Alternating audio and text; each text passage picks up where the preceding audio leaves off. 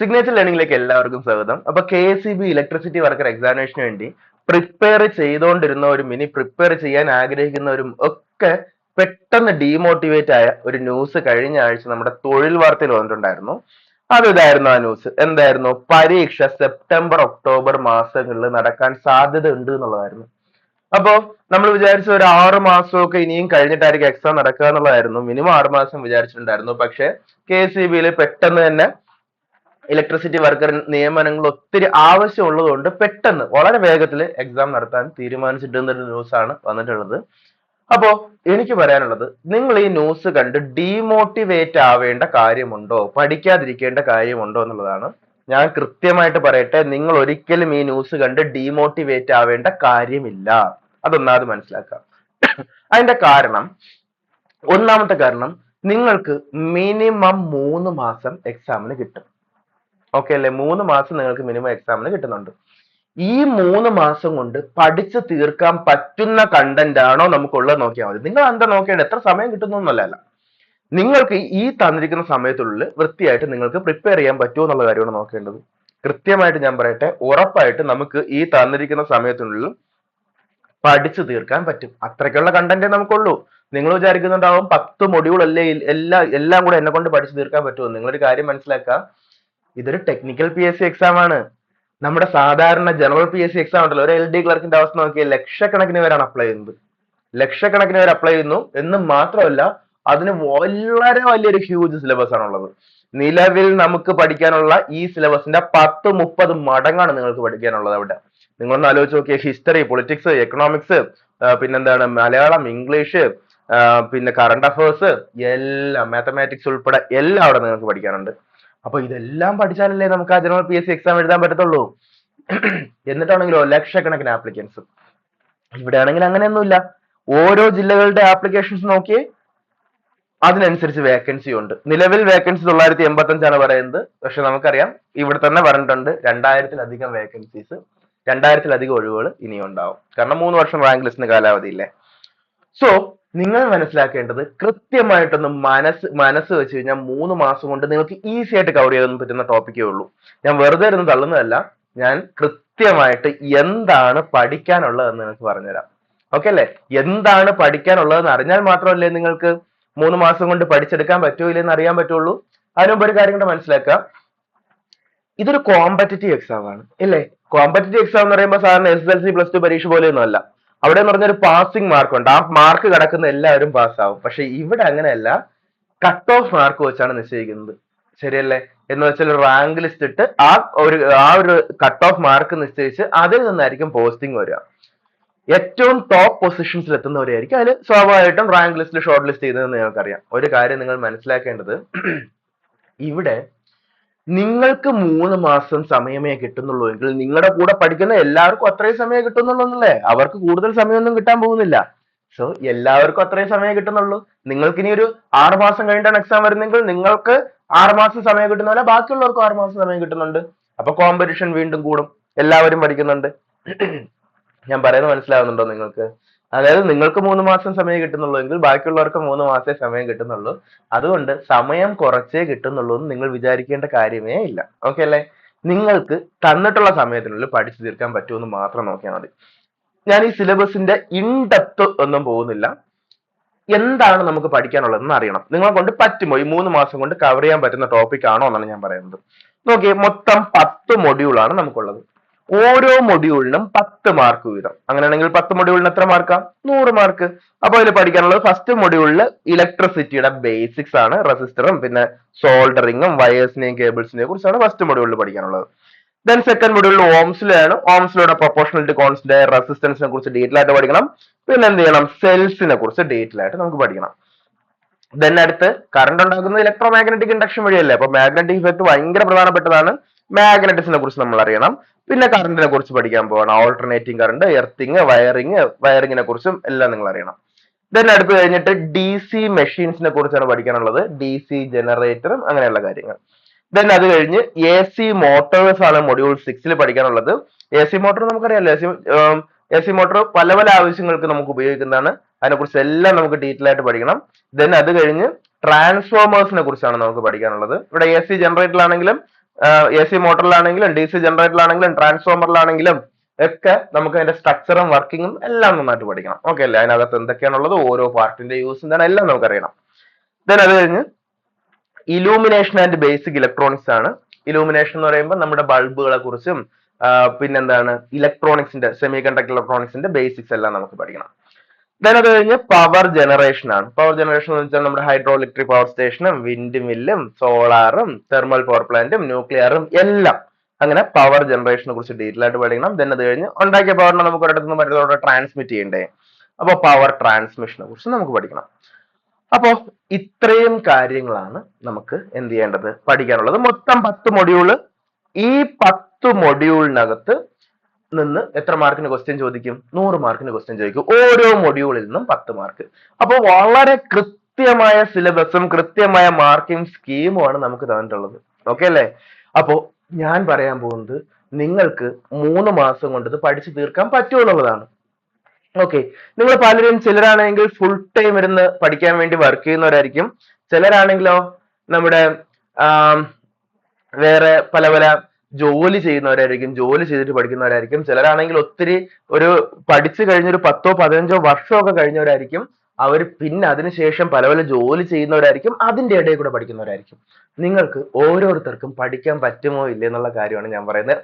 ഒരു ദിവസം എത്ര മണിക്കൂർ നിങ്ങൾ ഇതിലേക്ക് ഇൻവെസ്റ്റ് ചെയ്താൽ നമുക്കിത് പഠിച്ചെടുക്കാം. ഓക്കെ അല്ലേ? അപ്പൊ നിങ്ങൾ ആദ്യം മനസ്സിലാക്കേണ്ടത് ഒരു മൊഡ്യൂളിന് ഓൺ ആവറേജ് എത്ര സമയം വേണമെന്നുള്ളതാണ്. അപ്പൊ ഞാനത് കാൽക്കുലേറ്റ് ചെയ്യുന്നത്, ഇപ്പോൾ സിഗ്നേച്ചർ ലേണിംഗിൽ കംപ്ലീറ്റ് ക്ലാസ്സസ് എടുക്കുന്നത് ഞാനാണ് നമ്മുടെ KCB ഇലക്ട്രിസിറ്റി വർക്കർ കോഴ്സിന് വേണ്ടി. അപ്പോൾ നമ്മുടെ ബാച്ചിലേക്ക് ഒരു മൊഡ്യൂളിന് എത്ര മണിക്കൂർ ക്ലാസ് ആണ്, എത്ര മണിക്കൂറാണ് നിങ്ങൾ അതിലേക്ക് പഠിക്കാൻ വേണ്ടി സ്പെൻഡ് ചെയ്യേണ്ടത്, അങ്ങനെയുള്ള കാര്യങ്ങൾ വെച്ചിട്ട് ഞാൻ എന്ത് ചെയ്യാം, എത്ര സമയം കൊണ്ട് നമുക്ക് പഠിച്ച് തീർക്കാൻ പറ്റും എന്നുള്ള കാര്യം ഞാൻ പറഞ്ഞുതരാം. ഓക്കെ അല്ലേ? അപ്പോ ആദ്യം മനസ്സിലാക്കേണ്ടത്, നമ്മുടെ ഒരു മൊഡ്യൂളിൽ ഓൺ ആവറേജ് 10 മണിക്കൂർ ക്ലാസ് ഉണ്ട് എന്ന് കൺസിഡർ ചെയ്യാം. ഒരു മൊഡ്യൂളിൽ 10 മണിക്കൂർ ക്ലാസ്. അങ്ങനെയാണെങ്കിൽ ഒരു മൊഡ്യൂളിൽ ഒരു 10 മണിക്കൂർ. അങ്ങനെയാണെങ്കിൽ നിങ്ങൾക്ക് ഒരു മൊഡ്യൂൾ പഠിച്ചെടുക്കാൻ എത്ര സമയം വേണം? 10 മണിക്കൂർ അല്ലേ? അല്ല, 10 മണിക്കൂർ ക്ലാസിന്റെ ദൈർഘ്യമാണെന്ന് വെച്ചോ. അങ്ങനെയാണെങ്കിൽ 10 മണിക്കൂർ ക്ലാസ് പഠിക്കാൻ വേണ്ടി 10 മണിക്കൂർ സമയം വേണോ? ചില മൊഡ്യൂളിൽ ഒരു 6ഓ 7ഓ മണിക്കൂറേ ക്ലാസ് കാണുള്ളൂ. ചില മൊഡ്യൂളിൽ 10ഉം 12 മണിക്കൂർ കാണും. ഒരു ആവറേജ് ആണ് കേട്ടോ ഞാൻ ഈ പറഞ്ഞത്. അപ്പോ നിങ്ങൾ എങ്ങനെയാണ് വീഡിയോ ക്ലാസ് കണ്ട് പഠിക്കേണ്ടതെന്ന് ആദ്യം ഞാൻ പറഞ്ഞുതരാം. അതിനുശേഷം നമുക്ക് ഈ സമയം മതിയെന്ന് നോക്കാം. നിങ്ങൾ ഒരു വീഡിയോ ക്ലാസ് കണ്ട് പഠിക്കേണ്ടത് എങ്ങനെയാണെന്ന് അറിയാമോ? ചുമ്മാ TV കാണുന്നത് പോലെ അല്ലെ സിനിമ കാണുന്ന പോലെ ചുമ്മാ കണ്ടോണ്ടിരിക്കുകയല്ല ചെയ്യേണ്ടത്. നിങ്ങൾ വീഡിയോ ക്ലാസ് കണ്ട് ക്ലാസിന്റെ ഒപ്പം തന്നെ നിങ്ങൾ സ്വന്തമായി നോട്ട് പ്രിപ്പയർ ചെയ്യണം. എപ്പോഴും നിങ്ങൾ സ്വന്തമായി കൈകൊണ്ട് എഴുതിയ ഒരു നോട്ട് കൃത്യമായിട്ട് നിങ്ങൾക്ക് ഉണ്ടാവണം. അതായത് ഞാനൊരു നോട്ട് പ്രൊവൈഡ് ചെയ്യുന്നുണ്ടല്ലോ, ആ നോട്ടും ക്ലാസ്സിൽ പറയുന്ന കാര്യങ്ങളും എല്ലാം ഉപയോഗിച്ച് നിങ്ങൾക്ക് മനസ്സിലാവുന്ന ഭാഷയിൽ നിങ്ങളൊരു നോട്ട് ഉണ്ടാക്കണം. എന്നിട്ട് നമ്മൾ ക്ലാസ്സിൽ ഒരു മൊഡ്യൂളിൽ തന്നെ ഏതാണ്ട് 150-200-ലധികം ക്വസ്റ്റ്യൻസ് നിങ്ങൾക്ക് പ്രൊവൈഡ് ചെയ്യുന്നുണ്ട്. ടെസ്റ്റുകളായിട്ടും ക്വസ്റ്റ്യൻ ഡിസ്കഷൻ ആയിട്ടും എല്ലാം 200-250-ലധികം ക്വസ്റ്റ്യൻ നമ്മൾ ഓരോ മൊഡ്യൂളിലും പ്രൊവൈഡ് ചെയ്യുന്നുണ്ട്. അപ്പോൾ ഈ ക്വസ്റ്റ്യൻസ് നിങ്ങൾക്ക് വർക്ക്ഔട്ട് ചെയ്യുമ്പോഴത്തേക്കും അതിൽ നിന്നും കുറച്ച് എക്സ്ട്രാ പോയിന്റ്സ് കിട്ടും, അഡീഷണൽ പോയിന്റ്സ് കിട്ടും. ആ പോയിന്റ്സ് നിങ്ങൾ എന്ത് ചെയ്യണം? നിങ്ങളുടെ നോട്ടിൽ എഴുതി വെക്കണം. ഓക്കെ അല്ലേ? അപ്പൊ നിങ്ങൾക്ക് വളരെ റിച്ച് ആയിട്ടുള്ള ഒരു നോട്ട് നിങ്ങൾക്ക് ഉണ്ടാവും. അങ്ങനെ വീഡിയോ ക്ലാസ് കണ്ട് നോട്ട് എഴുതി എഴുതി എഴുതിയാണ് നിങ്ങൾ എന്ത് ചെയ്യേണ്ടത്? പഠിക്കേണ്ടത്. അല്ല ചുമ്മാ അങ്ങ് പഠിച്ചു പോവല്ല ചെയ്യേണ്ടത്. അപ്പൊ 10 മണിക്കൂർ ക്ലാസ് വീഡിയോ ക്ലാസ് നോട്ടും കൂടെ എഴുതി കണ്ട് ഫിനിഷ് ചെയ്യുമ്പോഴത്തേക്കും എങ്ങനെ പോയാലും ഒരു 15 മണിക്കൂർ മിനിമം എടുക്കും. ഓക്കെ അല്ലേ?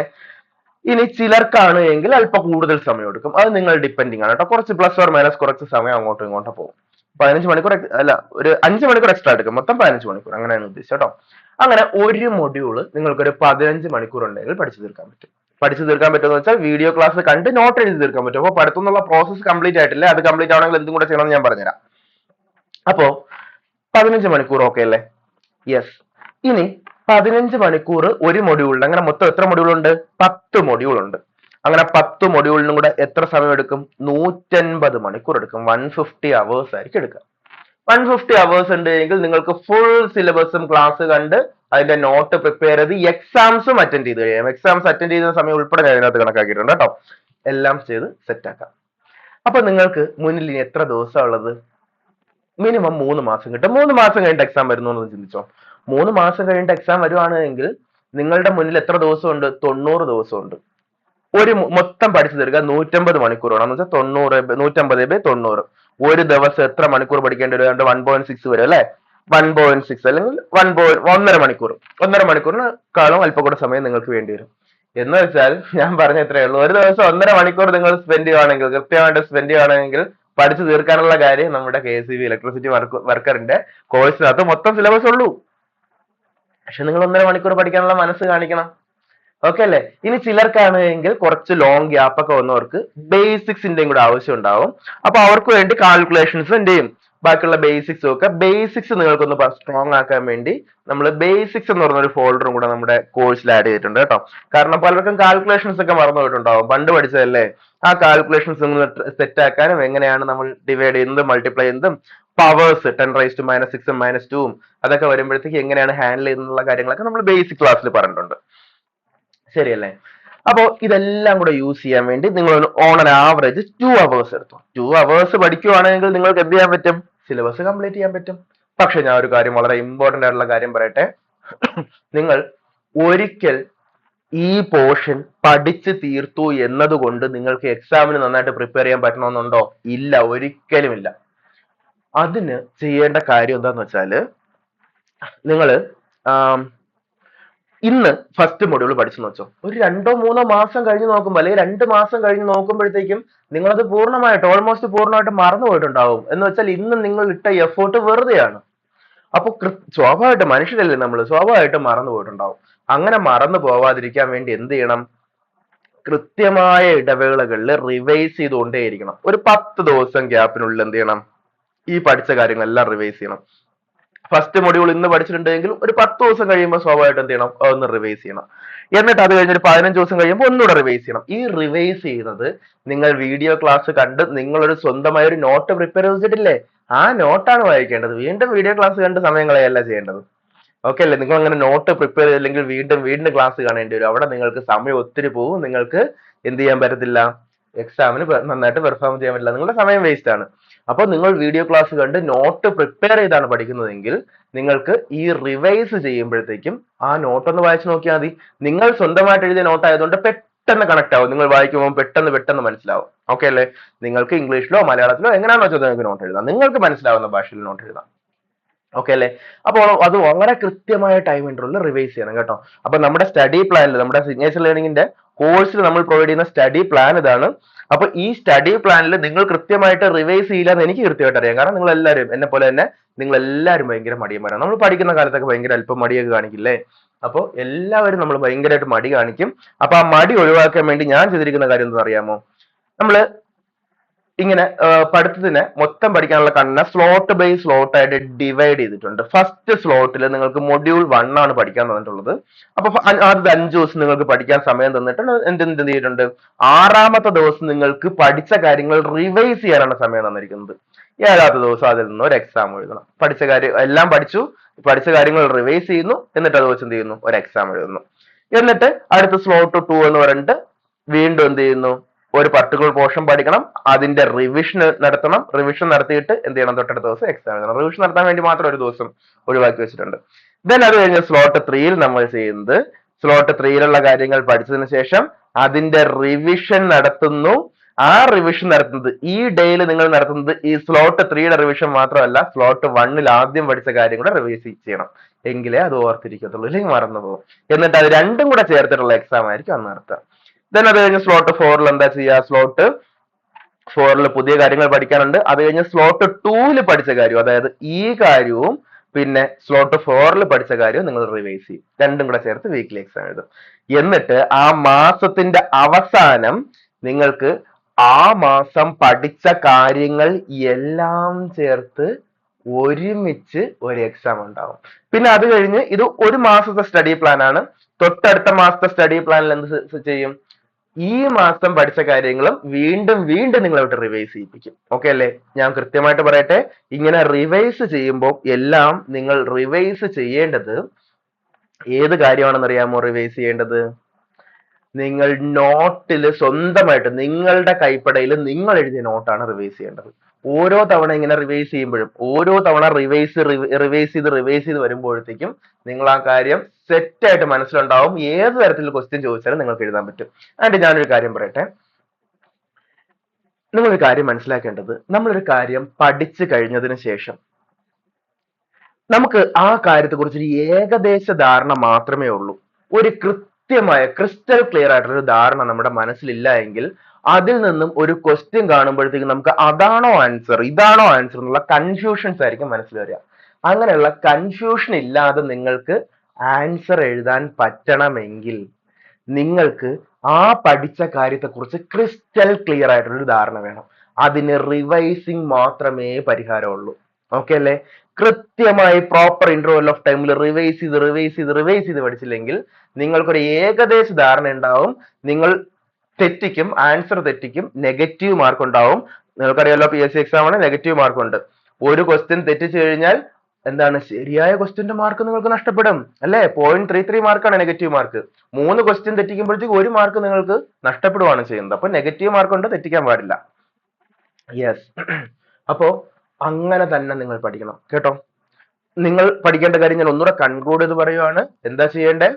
നിങ്ങൾക്ക് പഠിക്കാനുള്ള എനഫ് ടൈം ഉണ്ട്. ആ സമയത്ത് നിങ്ങൾ വീഡിയോ ക്ലാസ് കണ്ട് എന്ത് ചെയ്യണം, നോട്ട് പ്രിപ്പയർ ചെയ്ത് റിവൈസ് ചെയ്ത് തന്നെ പഠിക്കണം. ഇനി നിങ്ങൾ സ്വന്തമായിട്ട് പഠിക്കുന്നവരുണ്ടാവും, സ്വന്തമായിട്ട് നമ്മുടെ ക്ലാസ് കണ്ടിട്ടല്ല സ്വന്തമായിട്ട് പഠിക്കുന്നവരുണ്ടാവും.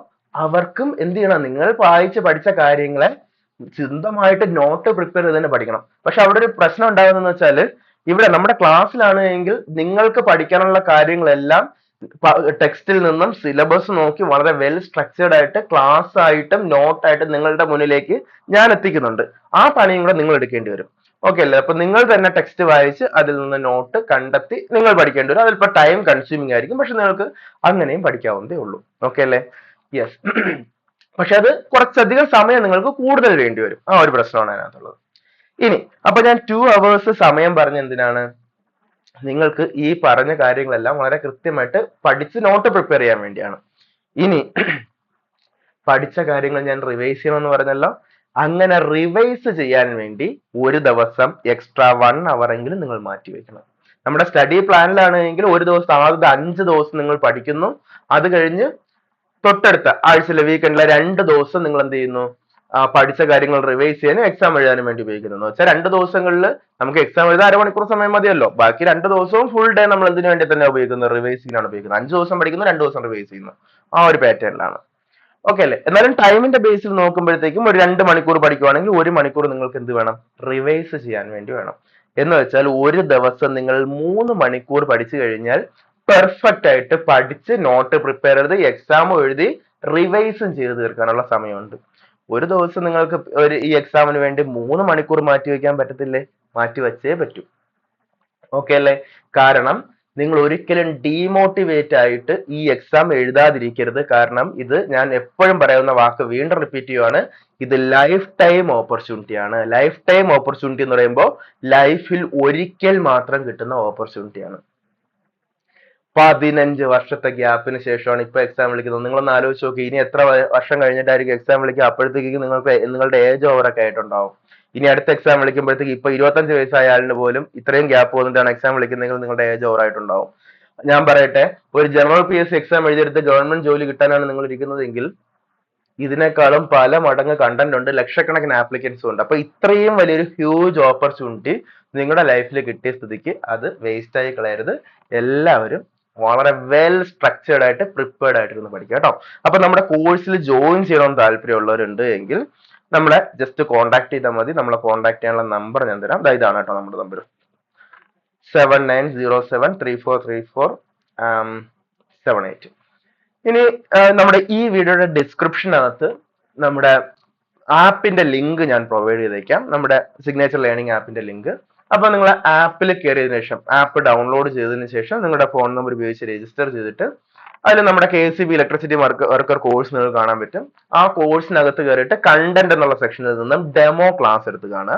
അപ്പൊ ഞാൻ പറയുന്നത്, ഒരിക്കലും ഒരു ക്ലാസിന്റെ പല ഇപ്പൊ തന്നെ ഒത്തിരി കോച്ചിങ് സെന്റേഴ്സ് KCB ഇലക്ട്രിസിറ്റി വർക്കറിന്റെ കോഴ്സ് പ്രൊവൈഡ് ചെയ്യുന്നുണ്ടാവും. ഏതെങ്കിലും കോഴ്സിന്റെ അഡ്വർടൈസ്മെന്റ് കണ്ട്, അല്ലെങ്കിൽ നമ്മുടെ സിഗ്നേച്ചറിന്റെ ആണെങ്കിൽ പോലും അഡ്വർടൈസ്മെന്റ് കണ്ട് നിങ്ങൾ ബ്ലൈൻഡ് ആയിട്ട് ചെന്ന് ചാടേണ്ട കാര്യമൊന്നുമില്ല. നിങ്ങൾ എന്ത് ചെയ്യുക? നിങ്ങൾ ഏത് ഇൻസ്റ്റിറ്റ്യൂട്ടിന്റെ ക്ലാസ് എടുത്താലും നിങ്ങൾ ക്ലാസിന്റെ ഡെമോ ക്ലാസ് എല്ലാം കണ്ട് നിങ്ങൾക്ക് ഫോളോ ചെയ്യാൻ പറ്റുന്നുണ്ടോ എന്ന് വളരെ കൃത്യമായി ചോദിച്ച് മനസ്സിലാക്കി എല്ലാം സെറ്റ് ആക്കിയതിനു ശേഷം മാത്രമേ എന്ത് ചെയ്യാൻ പാടുള്ളൂ? ക്ലാസ്സിൽ ജോയിൻ ചെയ്യാൻ പാടുള്ളൂ. ഇപ്പൊ നമ്മുടെ കോഴ്സിൽ ജോയിൻ ചെയ്യുവാണെങ്കിൽ കോഴ്സിലെ ഡെമോ ക്ലാസ് എന്നുള്ള ഫോൾഡറിനകത്ത് കയറി ഡെമോ ക്ലാസ്സസ് എല്ലാം കണ്ടു നോക്കുക. അതിനകത്ത് ഡെമോ ടെസ്റ്റ് നമ്മൾ ഇട്ടിട്ടുണ്ട്. ആ ടെസ്റ്റ് ഒക്കെ ഒന്ന് അറ്റൻഡ് ചെയ്ത് നോക്കുക. നിങ്ങൾക്ക് എല്ലാം എന്താണ് ടെസ്റ്റിന്റെ സ്ട്രക്ചറും പിന്നെ അതുപോലെ ഡെമോ നോട്ടും ഒക്കെ നമ്മൾ ഇട്ടിട്ടുണ്ട്. ആ നോട്ടൊക്കെ ഒന്ന് കണ്ടു നോക്കുക. അപ്പൊ നിങ്ങൾക്ക് ഫോളോ ചെയ്യാൻ പറ്റുന്നുണ്ട് എങ്കിൽ, നിങ്ങൾക്ക് കൃത്യമായിട്ട് ക്ലാസ് ഒക്കെ മനസ്സിലാവുന്നുണ്ടെങ്കിൽ മാത്രം കോഴ്സിൽ ജോയിൻ ചെയ്താൽ മതി. അതുപോലെ നമ്മുടെ ഈ യൂട്യൂബ് ചാനലിൽ തന്നെ, ഈ ചാനലിൽ തന്നെ നമ്മുടെ ക്വസ്റ്റ്യൻ ഡിസ്കഷനും ഡെമോ ക്ലാസ്സും ഒക്കെ ഈ ചാനലിനകത്ത് തന്നെ ഉണ്ട് കേട്ടോ. അതൊക്കെ ജസ്റ്റ് ഒന്ന് കണ്ടതിന് ശേഷം നിങ്ങൾ ക്ലാസ് ഫോളോ ചെയ്യാൻ പറ്റുന്നുണ്ട് എങ്കിൽ ഈ നമ്പറിൽ നമ്മളെ കോൺടാക്ട് ചെയ്താൽ മതി. ഇല്ലെങ്കിൽ ആപ്പിൽ ഡയറക്റ്റ് നിങ്ങൾക്ക് അഡ്മിഷൻ എടുക്കാൻ പറ്റും. ഓക്കെ അല്ലേ? So thank you. എല്ലാവരും കൃത്യമായിട്ട് മോട്ടിവേറ്റ് ആയിട്ടൊന്ന് പഠിക്കുക കേട്ടോ. ഡീമോട്ടിവേറ്റ് ആവരുത്. ഒരു കാരണവശാലും ഡീമോട്ടിവേറ്റ് ആവേണ്ട കാര്യം നമുക്കില്ല. 3 മാസം മതി. അതുകൊണ്ടാണ് ഞാൻ പറഞ്ഞത്. ഓക്കെ, നിങ്ങൾക്ക് 3 മാസമേ കിട്ടുന്നുള്ളൂ, നിങ്ങളെ കൂടെ പഠിക്കുന്നവർക്ക് 3 മാസമേ കിട്ടുന്നുള്ളൂ. പിന്നെന്താ പ്രശ്നം? സോ എല്ലാവരും നന്നായിട്ട് പഠിക്കുക. Thank you.